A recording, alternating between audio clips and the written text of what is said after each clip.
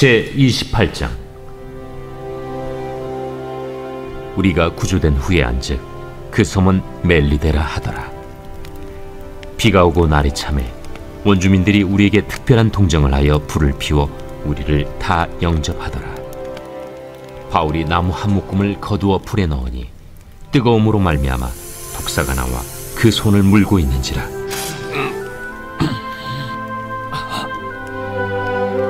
원주민들이 이 짐승이 그 손에 매달려 있음을 보고 서로 말하되, 진실로 이 사람은 살인한 자로다. 바다에서는 구주를 받았으나 공의가 그를 살지 못하게 함이로다. 바울이 그 짐승을 불에 떨어 버리매 조금도 상함이 없더라. 그들은 그가 붙든지 혹은 갑자기 쓰러져 죽을 줄로 기다렸다가 오래 기다려도 그에게 아무 이상이 없음을 보고 돌이켜 생각하여 말하되 그를 신이라 하더라. 이 섬에서 가장 높은 사람 보블리오라 하는 이가 그 근처에 토지가 있는지라. 그가 우리를 영접하여 사흘이나 친절히 머물게 하더니 보블리오의 부친이 열병과 이질에 걸려 누워있거늘 바울이 들어가서 기도하고 그에게 안수하여 낫게 하매, 이러므로 섬 가운데 다른 병든 사람들이 와서 고침을 받고 후한 예로 우리를 대접하고 떠날 때에 우리 쓸 것을 배에 실었더라. 석 달 후에 우리가 그 섬에서 겨울을 난 알렉산드라 배를 타고 떠나니 그 배의 머리 장식은 디오스구로라. 수라구사에 대고 사흘을 있다가 거기서 둘러가서 레기온에 이르러 하루를 지낸 후 남풍이 일어나므로 이튿날 보디올에 이르러 거기서 형제들을 만나 그들의 청함을 받아 이레를 함께 머무니라. 그래서 우리는 이와 같이 로마로 가니라. 그곳 형제들이 우리 소식을 듣고 아비오 광장과 트레이스 타베르네까지 맞으러 오니 바울이 그들을 보고 하나님께 감사하고 담대한 마음을 얻으니라. 우리가 로마에 들어가니 바울에게는 자기를 지키는 한 군인과 함께 따로 있게 허락하더라. 사흘 후에 바울이 유대인 중 높은 사람들을 청하여 그들이 모인 후에 이르되, 여러분 형제들아, 내가 이스라엘 백성이나 우리 조상의 관습을 배척한 일이 없는데 예루살렘에서 로마인의 손에 죄수로 내준 바 되었으니 로마인은 나를 신문하여 죽일 죄목이 없으므로 석방하려 하였으나 유대인들이 반대하기로 내가 마지 못하여 가이사에게 상소하며 내 민족을 고발하려는 것이 아니니라. 이러므로 너희를 보고 함께 이야기하려고 청하였으니 이스라엘의 소망으로 말미암아 내가 이 쇠사슬에 매인 바 되었노라. 우리가 유대에서 내게 대한 편지도 받은 일이 없고 또 형제 중 누가 와서 내게 대하여 좋지 못한 것을 전하든지 이야기한 일도 없느니라. 이에 우리가 너의 사상이 어떠한가 듣고자 하니 이파에 대하여는 어디서든지 반대를 받는 줄 알기 때문이라. 그들이 날짜를 정하고 그가 유숙하는 집에 많이 오니 바울이 아침부터 저녁까지 강론하여 하나님의 나라를 증언하고 모세의 율법과 선지자의 말을 가지고 예수에 대하여 권하더라. 그 말을 믿는 사람도 있고 믿지 아니하는 사람도 있어 서로 맞지 아니하여 흩어질 때에 바울이 한 말로 이르되, 성령이 선지자 이사야를 통하여 너희 조상들에게 말씀하신 것이 옳도다. 일러스되 이 백성에게 가서 말하기를 너희가 듣기는 들어도 도무지 깨닫지 못하며 보기는 보아도 도무지 알지 못하는도다. 이 백성들의 마음이 우둔하여져서 그 귀로는 둔하게 듣고 그 눈은 감았으니 이는 눈으로 보고 귀로 듣고 마음으로 깨달아 돌아오면 내가 고쳐줄까 함이라 하였으니 그런즉 하나님의 이 구원이 이방인에게로 보내어진 줄 아니라 그들은 그것을 들으리라. 바울이 온 이태를 자기 셋집에 머물면서 자기에게 오는 사람을 다 영접하고 하나님의 나라를 전파하며 주 예수 그리스도에 관한 모든 것을 담대하게 거침없이 가르치더라.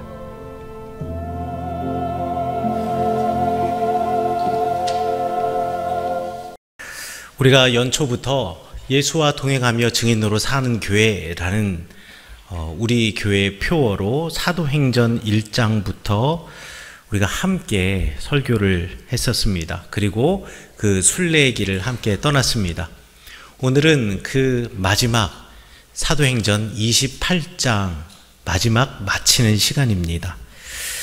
우리가 흔히들 인생의 길을 순례자의 길이라고 이야기를 하는데요. 우리가 1년을 걸어왔던 길도 마치 그 순례자의 길처럼 하나하나를 쫓아왔던 것이 아닌가 싶습니다. 여러분들은 지금 어느 길을 향해 가고 있고 어디를 향해 가시고 계십니까? 그리고 왜 이 길에 서 있고 이 길의 끝에는 무엇이 있습니까? 우리는 이 길의 끝에 주님의 나라가 있다라는 믿음을 가지고 이 순례의 길을 걸어가고 있습니다. 그래서 우리가 지난 주일 오후 성경 공부 철로역정 시간에 우리 철로역정 이야기를 함께 읽어 나간 것처럼 어떠한 유혹과 어떠한 핍박과 어떠한 시련이 있을지라도 우리가 넉넉히 이겨나갈 수 있는 것, 이것은 우리의 길의 끝에 주님의 나라가 있다라는 믿음이 있기 때문에 그렇습니다. 오늘 설교의 본문은 그 길을 걷는 바울, 순례자 바울을 지켜주시는 하나님의 일하심을 증언하는 것으로 시작하고 있습니다. 우리 지난 시간에 바울 선생님께서 유라굴로 광풍, 그 광풍 속에서 우리 이겨내시고 또 배는 난파되었으나 그곳에 있던 모든 이들이 멜리데 섬이라는 곳으로 이제 난파되어서 목숨을 건지게 되었다라는 이야기로 설교가 끝났고, 그리고 오늘 성경 말씀은 그곳 멜리데 섬에서 벌어진 일과 그 다음 로마에서 벌어진 일이 되겠습니다. 멜리데 섬에 도착했을 때 사람들은 흠뻑 젖어 있었습니다. 그리고 광풍, 폭풍 속에 있었기 때문에 매우 추웠을 겁니다. 바울 선생님은 그 가운데에서도 사람들의 몸을 따뜻하게 해주기 위해서 이제 불을 피우셨는데, 마른 가지를 주워서 불을 피우는 도중에 이 마른 가지 더미 속에서 아마 뱀이 있었던 모양이에요. 그래서 그 가지를 잡을 때 뱀이 바울 선생님의 손을 물어버렸습니다. 맨 처음 멜리데 사람들이, 이 난파된 사람들이 다 구조되었을 때 뭐라고 생각했냐면, 야, 이 사람들이 평소에 어떤 덕을 쌓기에 바다의 신이 이들을 삼키지 못하고 이들이 목숨을 건졌을까 사람들이 생각을 했어요. 멜리데 사람들은 그리스 로마의 영향 속에 살아가고 있었던 사람이었기 때문에 아마 그들만의 신이 있었을 겁니다. 그래서 도대체 이들이 얼마나 신 앞에서 공덕을 쌓았기 때문에 이렇게 바다의 폭풍 속에서도 안전할 수 있었을까라고 궁금해했다가 바울 선생님의 손에 독사가 물고 아직까지도 입을 떼지 않고 이렇게 대롱대롱 매달려 있는 모습을 보면서 멜리데 사람들이 바울 선생님에 대해서 아이고, 뱀에 물린 것이 다 바울 선생님의 탓이다라고 생각을 했습니다. 뭐라고 성경에는 나와 있냐면요, 바다에서는 구조를 받았으나 공의가 그를 살지 못하게 하였다라는 말이 이제 4절에 나와 있는데, 그게 뭐냐면, 아니 기껏 살아났는데 그 살아난 그 사람이 사실은 죄 있는 사람이어서 아마 살인을 했거나 다른 사람의 생명을 빼앗는 무언가를 행하였기 때문에 아마 신이 노해서 이 사람만은 죽일 작정으로 독사가 이 사람의 손을 물게 했다라고 멜리데 사람들이 생각을 했던 거죠. 그런데 바울 선생님이 아무렇지도 않게 물고 있는 뱀을 손에서 떼어내서 불에 던져버리고 난 다음에 아무런 변화가 없는 겁니다. 우리 6절에 보니까 멜리데 사람들은요, 바울이 손이 붙든지 갑자기 쓰러져 죽을 줄로 기다렸는데, 오래 기다려도 바울 선생님이 아무런 문제가 없으신 거예요. 그래서 그들이 생각하기를, 이 바울이라고 하는 이 사람이 신인가 보다. 로마 사람들은 신이 사람의 모습을 가지고 오기도 하고, 또는 신이 사람과 결혼을 해서 또 영웅을 낳기도 하는데, 이 바울은 신인가 보다 라고 사람들이 생각을 했습니다. 하나님을 알지 못하는 사람들은요, 기적을 보면 그것을 보면서 그 기적을 행한 사람, 그 기적의 당사자들을 대단한 사람 내지는 신, 것이라고 생각을 합니다. 하지만 실상은 하나님께서 지키셨기 때문에 바울이 해를 받지 않았던 것 아니겠습니까? 살았다라는 그 사실을 보고 서로 바라보는 두 개의 다른 관점이 있는 거예요. 하나는 살았기 때문에 이 사람이 신이다 생각하는 사람이 있는가 하면, 살았기 때문에 이분을 살리신 하나님을 찬송하는 사람이 있다라는 겁니다. 그런데 예수님께서는 마가복음 16장 17절에서 이렇게 말씀하셨습니다. 주님의 이름으로 세상 가운데 나가는 사람들에 대한 축복인데요, 믿는 자들에게는 이런 표적이, 그러니까 예수 그리스도의 이름으로 세상에 나아가서 주의 이름을 붙잡고 살아가며 삶으로 복음을 전하는 사람들에게는 이런 표적이 따르리니 곧 그들이 내 이름으로 귀신을 쫓아내며 방언을 하고 뱀을 집어 올리며 무슨 독을 마실지라도 해를 받지 아니하며 또 병든 사람에게 손을 얹은 즉 나을 것이다 라고 예수님께서 약속해 주셨는데, 그 약속한 삶을 그대로 오롯이 살아내고 있는 사람이 바로 바울입니다. 바울은 독사에게 물렸지만 죽지 않았고요, 또 그 섬에 보블리오라고 하는 우두머리가 있었는데 그 사람의 아버지가 열병과 이질로 고생하고 있을 때 이 바울 선생님이 손을 얹어서 기도해 주니 그가 낫게 되었고, 이 사실이 멜리데 섬 전체에 전해져서 또 멜리데 섬 안에 살고 있는 사람들 중에 아픈 사람이 있어 바울에게 나와서 기도를 요청할 때마다 바울 선생님께서 복음의 능력으로, 예수 그리스도의 능력으로 그들을 낫게 해주시는 역사가 그 가운데 있었으니, 주님의 이름으로 세상 가운데 나가는 사람들, 그리고 주님의 이름을 붙잡는 사람들이 분명히 우리 주님께서 약속하신 대로 큰 일을 경험하고, 그리고 그를 통하여서 주님께서 그를 살리시고 그를 통해서 사용하시는 귀한 사람이 될 것이라는 것은 우리가 믿어 의심할 바가 없습니다. 예수님을 아는 것이, 그리고 예수님을 따르고 주님의 이름을 부르는 것이 그래서 우리에게는 중요한 겁니다. 제가 읽은 책 중에 Angel in the Robbie라고 하는 책이 있습니다. Angel in the Robbie라고 하는 책은요, 제넬이라고 하는 여자가 쓴 책인데, 이 여자는 어떤 여자냐면 2001년에 9.11 테러로 세계 무역센터 쌍둥이 빌딩이 무너졌을 때 그곳에서 27시간 만에 구조된 사람입니다. 27시간 만에 구조된 이 여인, 우리 또 공식적으로는 제가 확인을 못했는데 적어도 워싱턴 포스트의 기사에 보니까 이 제넬이라고 하는 여인이 월드 트레이드 센터가 무너졌을 때 구조된 마지막 생존자라고 소개한 거를 보니 아마 이 제넬은 마지막 생존자임이 분명한 것 같습니다. 그런데 이 여인이, 이 제넬이라고 하는 사람이 이 책을 쓴 이유가 있습니다. 그 책에서 내게 함께 해주신 하나님의 놀라우신 일이 너무나 기가 막혀서, 이 제넬이라고 하는 이 사람은요, 사실 어렸을 때는 교회를 다녔지만 신앙을 갖고 있지 않은 사람이었어요.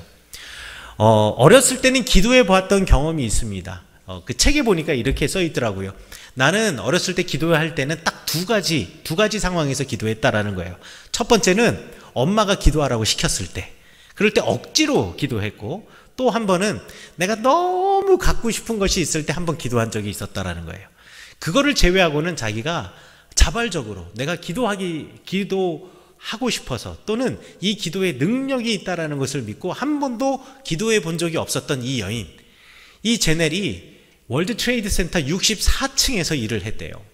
그런데 이 64층에서 일하던 여인이 갑자기 그 위에 100층 높은 곳에서 비행기가 부딪히는 것을 알고, 그것을 목격하고 이제 이 월드 트레이드 센터가 무너질 거라는 생각에 계단을 향해서 엄청나게 뛰어내려간 거예요. 엄청나게 뛰어내려가서 13층까지 내려왔을 때 이 건물이 완전히 붕괴해서 그 잔해 속에 이 제넬이 파묻히게 된 겁니다. 그런데 그냥 어둠 속에 한 공간 안에 파묻힌 것이 아니라 이 시멘트 덩어리가 떨어지면서요, 제넬 다리를 찍어 누른 거예요. 그래서 움직일 수도 없고, 그리고 다리는 이미 완전히 건물 더미에 찍혀 있고, 그리고 그곳에서 내가 살려달라고 소리쳤지만은 아무도 도움을 주지 않는 그 상황, 그냥 칠흑 같은 어둠의 상황 속에서 이제 이 제넬이 기도를 해야겠다라는 마음이 갑자기 든 거예요. 그래서 이렇게 기도했다고 합니다. 하나님, 저는 하나님 믿지 않았습니다. 오히려 하나님을 탓하며 살았습니다. 그러던 제가 하나님께 이제 살려달라고 도움을 구하는 기도를 합니다. 염치 없지만 주님 살려주세요. 그런데 그 순간 무너진 틈 사이로 희미한 빛이 들어온 거예요. 그러니까 자네들을 중장비들이 이제 걷어내기 시작하면서 아주 작은 틈 사이로 빛이 들어오는 것을 이제 제넬이 보면서 희망을 갖게 되었습니다. 그러다가 다시 어두워지자 이제 깜깜한 칠흑 같은 어둠이 된 거죠. 밤이 되니까. 그 밤이 되었을 때, 그 신락 같은 빛도 사라지게 되었을 때 다시 제넬이 기도했습니다. 하나님, 내 옆에 가까이 계셔 주세요. 제가 두렵습니다. 제 곁에 머물러 주세요. 그리고서는 밤이 되어서 잠이 들었다가 눈을 떴는데 다시 희미한 빛이 들어오기 시작하는 겁니다. 그런데 그 희미한 빛이 조금씩 커지는 것 같아 보이지만 기계 소리들이 들리는 거예요. 그런데 그 기계 소리가 들리면서 내가 살려주세요, 살려주세요 이렇게 외쳐야 되는데 목소리가 나오지 않는 겁니다. 이제 너무너무 힘든 거예요. 처음에 살려달라고 하도 소리쳐서 이제 목소리도 다 쉬어버린 겁니다. 그래서 이렇게 기도했답니다. 하나님, 이곳을 빠져나가지 못할지도 모릅니다. 저 중장비들이 걷어내지만 언제 이게 다 걷어낼지도 모르고, 소리는 들리지만 또 중장비들이 이 건물들을 걷어낼 때 어떻게 돌이 내 머리 위로 떨어질지 모르는데, 주님, 이곳을 빠져나갈지 모릅니다. 기적 없이는 안 되겠죠. 하지만 저는 이 짧은 시간 동안 하나님 만났습니다. 그것이 제 인생의 가장 중요한 기적입니다. 이제는 하나님 뜻대로 되기를 원합니다. 그런데 기도가 끝나고요, 무슨 소리가 들리기 시작하는 거예요. 그래서 소리 나는 곳으로 이 제넬이 외쳤습니다. 살려주세요. 누구 계신가요? 제 다리가 끼어서 움직일 수 없어요. 도와주세요라고 외치는데 목소리는 크게 나오지 않고 정말 간신히 살려달라고 외치는 겁니다. 근데 위에서 불빛이 나더니만, 불빛이 보이더니만 위에서 사람의 목소리가 들리는 거예요. 제가 불을 비추고 있는데 이 불빛 보이세요? 라고 하는데 이 제넬의 눈에는 아무것도 보이질 않는 거예요. 안 보여요. 제가 손을 뻗고 있는데 제 손이 느껴지시나요? 아니요, 안 느껴져요. 하는데 갑자기 한 손이 자신의 어깨를 잡더란 말이죠. 그러면서 그 사람이 이렇게 말하더랍니다. 걱정 마세요. 곧 구조될 겁니다. 제 이름은 폴입니다. 제가 발견했으니까 걱정 마세요. 곧 구조될 겁니다. 이러면서 이 제넬이 구조되는 순간까지 계속 이 사람이 이 제넬 옆에서 말을 시키면서 옆에서 대화를 해주는 거예요. 대화를 해주고 구조가 되어서 나가서 응급차에 타는 순간까지, 병원에 가는 순간까지 이 폴이라는 사람이 옆에서 용기도 주고 힘도 주고 괜찮아질 거라고, 큰 문제 없을 거라고 이야기를 해준 겁니다. 그리고 수술실에 들어간 거죠. 물론 다리는 한쪽을 절단할 수밖에 없었습니다. 그런데 수술이 끝나고 나온 다음에 이제 의식이 깨어나니까, 좀 뉴스라는 게 그렇죠. 이렇게 마지막 생존자가 극적으로 27시간 만에 발견되니 또 구조가 되어서 살게 되었으니까요. 많은 사람들이 이제 인터뷰를 하기 위해서 그 수술실, 회복실을 찾아오고 입원실을 찾아온 거죠. 그리고 이제 인터뷰를 할 정도의 여력이 생겨서 이 제넬이 인터뷰를 하면서 이야기를 하는 겁니다. 정말 나 절망 가운데 있었다고. 그때 기도했는데 그때 정말 하나님께서 천사와 같은 한 사람을 보내주셨다고. 폴이 없었다면 내가 실망했을고 절망했고 그리고 나 스스로 생명을 놓았을지도 몰랐을 것이라고. 그런데 폴 때문에 내가 살았다고. 이렇게 인터뷰를 하니까요. 또 어떻게 하겠습니까? 폴을 찾아야겠죠. 그래서 언론에서 폴을 찾기 시작했습니다. 그리고 이 제넬도 폴을 너무 만나고 싶은 거예요. 이 사람 때문에 내가 살았으니까. 이 사람 때문에 내가 용기를 얻었으니까. 그런데 온 언론이 아무리 뒤져봐도 폴이라는 사람이 없는 겁니다. 그때 파견되었던 구조대라든가 경찰이라든가 소방대원이라든가 또 구급대원이라든가 모두 그 상황에 그 자리에 투입된 사람들을 다 명단을 확인했는데 폴이라는 사람을 찾지 못한 겁니다. 끝까지 폴은 찾을 수가 없었습니다. 그 상황이 너무 감동스러워서 이 제넬이 쓴 책이 바로 Angel in the Rove입니다. 자네 속에서 만난 천사. 이 제넬은 이 폴이라고 하는 사람이 하나님의 천사라고 굳게 믿고 있습니다. 하나님께서 내게 내 기도에 응답해 주셔서 내게 천사를 보내주셔서 나와 대화하게 하고 나에게 용기를 주었고 그리고 나를 살게 하셨다. 이 제넬이 고백하는 것은 이겁니다. 주님께서 부르시는 사람, 그리고 주님을 부르는 사람은 어떤 상황 속에서도 우리 하나님이 나를 그리고 우리를 지켜주신다. 이것을 삶으로 깨닫게 된 것이요. 바울 선생님의 삶도 그렇습니다. 바울 선생님이 얼마나 많은 곤란과 어려움 속에 있었습니까? 여러분, 돌팔매질을 당했고요, 감옥에 갇혔고요, 폭풍 속에서 죽음 앞에 있었고요, 그리고 폭도들 앞에서 죽기 전까지 흠칫 매를 맞았습니다.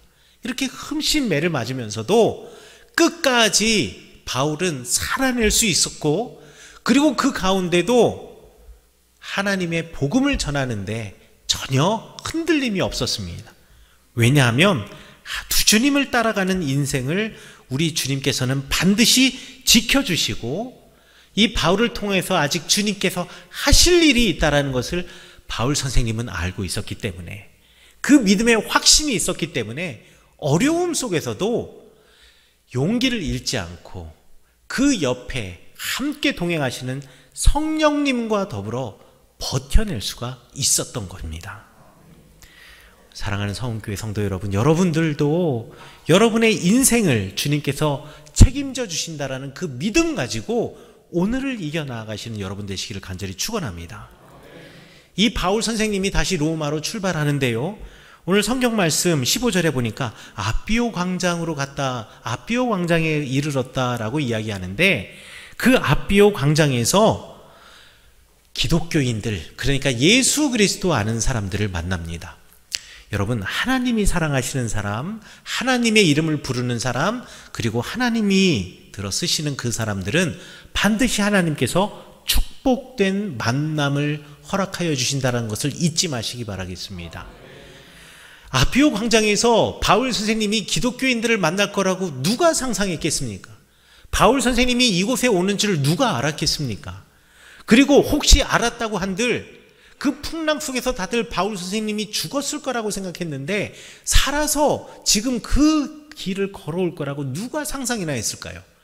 그런데 이 아비오 광장이라고 하는 이곳이 로마로부터 65km나 떨어진 곳 도시에 있는 광장입니다. 이곳은요, 로마 군인들이 승리하고 돌아오면 로마 이제 영내로 들어가기 전에 자신의 무기를 전부 다 무장 해제를 하고 개선 행진을 하고 이제 황제 앞으로 나아가기 위해서 먼저 축하하는 자리, 그 자리가 아비오 광장이에요.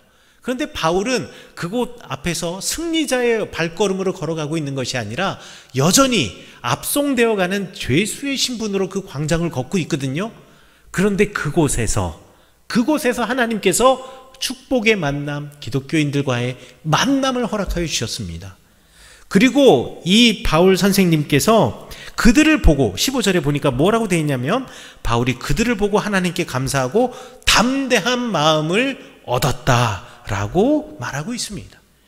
축복의 만남뿐만 아니라 그 만남을 통해서 나를 만난 그 사람은 나에게 담대한 마음, 나에게 용기를 주는 바로 그 사람들이라는 것 여러분 잊지 마시기 바라겠습니다. 우리 바울 선생님이 그들을 만나고 난 다음에 로마로 간 다음에요, 2년간 구금되는데, 이 구금되는 게 감옥에 구금되는 것이 아니라 한 집에 가택연금되는 겁니다. 집이라 그래서 아파트처럼 어느 집에서 나오지 못하는 게 아니라 로마 시대 사람들의 집은 집이 있고 또 그 앞에 딸린 마당과 정원이 있었기 때문에 바울 선생님은 비교적 자유롭게 그 2년의 구금 생활을 하였을 것이고, 또 성경에도 보니까 실제로 많은 사람들이 바울을 찾아와 가지고 바울에게로 와서 주님의 말씀을 들었다라고 30절에서 이야기를 하고 있습니다. 바울 선생님은 그 구금되어 있는 상태 속에서도 그 축복의 만남을 통하여서 그 구금되어 있는 장소를 허락받을 수 있었고, 그리고 그곳에서 여전히 주님의 말씀을 전하는 사람으로 그곳에 있었다라는 것이죠. 축복된 만남, 이것은 하나님을 부르는 자, 하나님이 찾으시는 사람에게 반드시 주시는 주님의 선물입니다. 우리 초대교회의 역사, 우리 조선, 우리 한국의 초대교회 역사에 보면 토마스 선교사라고 하는 영국 선교사를 소개하고 있습니다. 로버트 토마스는 영국 국교에 속해 있는 선교사인데요. 이 사람이 제너럴 셔먼이라는 배를 타고 대동강을 따라 무역을 하기 위해서 평양으로 들어왔습니다. 이 제너럴 셔먼호 사건은 우리 학교에서 국사 시간에도 배운 아주 유명한 사건인데요. 이 제너럴 셔먼호가 이 배가 대동강을 따라 평양에 들어오게 되니까 평양에 있던 사람들이 이 외부 사람들, 이 외국인을 배척하기 위해서 이 배를 공격하고 불태워 버립니다. 그 장소에 이 토마스 선교사가 있었던 거예요. 이 토마스 선교사는 조선인들에게 주기 위한 성경책을 그득 그 배에 싣고 왔는데 이제 배는 불타고 있고 이 성경책 어떻게 할 수 없으니 보따리, 내가 챙길 수 있을 3권의 성경책을 챙겨서 젖지 않도록 보따리를 싸가지고 머리에다 이고 수영을 해서 헤엄을 쳐서 대동강 강변으로 나왔습니다. 그런데 그곳에 나왔을 때 이미 조선의 군졸들, 포졸들이, 관군들이 거기에 있었겠죠. 그 관군 중에 한 명 박충권이라고 하는 사람에게 이 사람이 잡혔습니다. 그리고 그곳에서요, 토마스 선교사는 참수를 당했습니다. 박충권에게 참수를 당하기 전에 토마스 선교사가 성경책 3권을 주는데요, 박충권이 그걸 받을 리가 있겠습니까? 받은 성경책을 그냥 던져버려요. 그리고 그 던져버린 성경책을 최치량이라고 하는 12살 먹은 어린아이가 그 성경책을 주어요. 근데 성경책을 이걸 주워 보니까 읽으면 안 되는 책이라는 것을 알거든요. 그래서 그때 당시 평양 지역의 관리 중에 하나였던 박영식이라는 사람에게 이 성경책을 이제 건네주게 됩니다. 이제 이거 왜 마치 우리가 어렸을 때 삐라 주우면 경찰서에 신고하듯이 이 성경책을 박영식에게 줍니다. 근데 이 박영식이 이것을 갖다 뭐 불태우거나 버리지 않고 자기 집 이렇게 도배가 벗겨진 데가 있는 거예요. 그래서 이 종이질이 워낙에 좋으니까, 외국에서 들어온 거니까 이거를 뜯어가지고요, 자기 집에 곳곳에다가 이렇게 종이가 갈라지고 찢어진 곳에다가 이렇게 떼워서 붙여놔요. 그러니까 이 박영식이라는 사람이 누워서 이렇게 하늘을 보면 천장에도 성경책이 보이고 앉아있으면 벽에도 성경책 말씀이 보이는 겁니다. 그래서 읽으려고 읽은 것이 아니라 그냥 쓰여져 있으니까 그 글씨가 뭔가 하고서 읽다 보니 자연스럽게 예수님을 만나게 된 거예요. 그리고 예수님이라는 분이 누군지 너무나 궁금한 겁니다. 그리고 그 제너럴 셔먼호 사건이 있고 난 다음에 한참 뒤에 이 최치량이라는 어린아이가 이제 성인이 되어가지고 내가 여관업을 하려고, 이제 시대도 바뀌고 문화도 바뀌고 이러면서 이 박영식이 사용하고 있었던 공간, 그 사택이 이제 매물로 나오게 되자 이 최치량이 그것을 사가지고 여관업을 하려고 그 건물을 사들였어요. 그 사들인 그 여관 건물을 둘러보던 중에 지금 성경 구절이 쓰여져 있는 종이가 벽에 덕지덕지 붙어 있는 것을 보고, 또 이거는 뭔가, 여관 주인이니까요, 이거는 뭔가 하고 이걸 읽다가 또 예수님을 알게 돼요.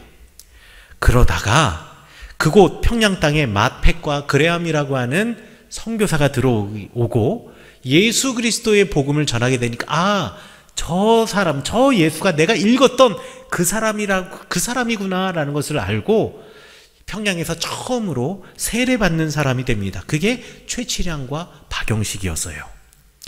그리고 그곳에 이제 처음으로 이 선교사들이 그 여관방, 그러니까 그 찢어진 성경책이 덕지덕지 붙어 있는 그 여관방을 교회로 삼아서 마펙과 그레함이 널다리꼴 교회라고 교회를 세우고 그곳에서 예배를 드리기 시작했습니다. 근데 교회에서 종을 칠 때마다 마음이 아픈 사람이 하나 있는 겁니다. 그게 누구냐면 박충권이에요. 왜냐하면 내가 죽인 그 사람을 따르는 사람들이 저기서 함께 예배를 드리고 있거든요. 그 마음이 너무 아파서 그곳에 와서 내가 그때 토마스 선교사를 참수했던 사람이로라고 자기의 죄를 고백하고 나도 이제 예수의 도를 따르고 싶노라고 고백하고 세례를 받고요. 이 박충건이 신학 교육을 받아서 그 널다리골 교회의 처음 목회자가 됩니다.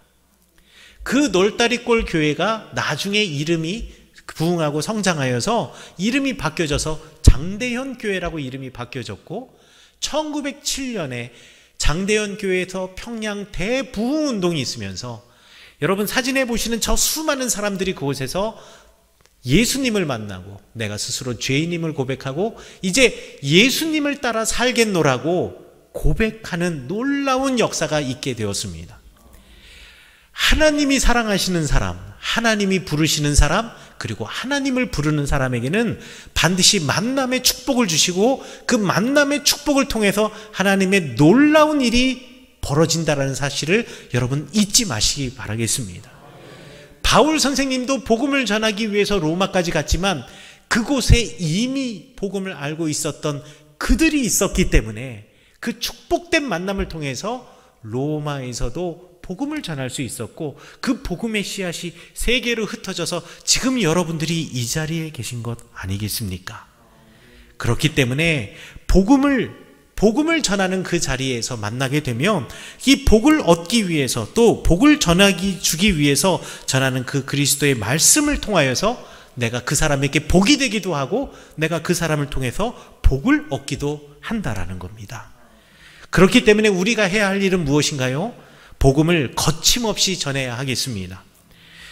여러분, 바울 선생님께서도 복음을 거침없이 전했습니다. 그 로마에 감금되어 있는 동안 복음을 거침없이 전했고 그리고 석방된 후에도 이곳저곳을 선교여행을 하시면서 복음을 전하셨습니다. 그리고 그 선교여행 가운데서 여러분들이 읽으시는 성경책 디모데 전서와 후서를 기록하였고 또 디도서를 쓰기도 하셨습니다. 나중에 네로의 박해 앞에서 순교하기는 하셨지만 그 순간까지 바울 선생님의 삶은 복음을 삶으로 증명해내는 삶이었습니다. 그리고 바울 선생님의 삶을 한마디로 정리해 보자면 땅끝까지 거침없이 그리스도를 전하는 삶이었습니다. 너희가 성령을 받으면 온 유대와 사마리아와 땅끝까지 이르러 내 복음을 전하리라라고 말씀하셨던 예수 그리스도의 지상 명령을 오롯이 실천해낸 남자. 그래서 오늘날 우리 신약 성경의 신앙의 아버지와 같은 남자가 바로 바울 선생님이 되신 것입니다. 사도행전은 바울 행전은 아닙니다. 그러나 바울의 이야기를 통해서 사도행전의 이야기를 통해서 우리가 꼭 기억하셔야 할 것이 있습니다. 1년 동안 제가 설교한 것을 다 정리해 보면 결국 이겁니다. 성령께서 일하시면 어떠한 상황 속에서도 우리 주님께서는, 우리 하나님께서는 나와 여러분들을 지켜주신다라는 것입니다. 그리고 예수 그리스도의 복음은 차별 없이 모두에게 주어진 것이라는 겁니다. 인종과 성별과 사회적인 지위와 나이 모든 것을 불문하고 하나님께서 창조하신 이 세상에 모두에게 전해주신 이 복음은 차별 없이 전해져야 한다는 것입니다. 그리고 우리는 복음을 말로 전하고 전도지로 전하는 것이 아니라 삶으로 우리의 복음을 전하는 것이 우리의 사명이라는 것입니다. 그리고 성령님이 함께 하시고 우리의 삶이 그리스도를 따라간다면 어느 누구도 어떠한 상황도 우리를 막아 세울 수 없다라는 겁니다. 하나님은 여러분의 앞에 큰 길, 대로를 준비하셨다라는 것입니다. 그리고 마지막으로 땅끝까지 거침없이 복음을 우리의 삶으로 전하며 삶으로 사도행전 29장을 우리가 써내려가야 한다라는 것입니다. 사랑하는 성원교회 성도 여러분, 우리가 땅끝까지 거침없이 써나가야 할 사도행전 29장, 이 29장은 이 땅 와수리에서 써내려가야 할 여러분들의 삶의 기록이자 복음의 기록입니다. 여러분들 예수님의 삶을 따라 살아가시며 여러분의 삶으로 예수님께서 이렇게 사셨다라는 것을 이 와수리와 서명과 금남명과 김화와 이 철원의 모든 사람들에게 여러분의 삶으로 보여주고, 그리고 여러분이 예수 그리스도의 복음을 전하는 사도행전 29장 성경이 되셔서 이 철원 땅이 그리스도 예수 때문에 행복한 땅, 그리고 여러분의 가정과 여러분의 일터와 우리의 지역이 그리스도 예수 때문에 우리의 앞길을 아무도 막을 사람이 없는 그 시온의 대로로 걸어가는 여러분의 인생 되시기를 간절히 축원합니다.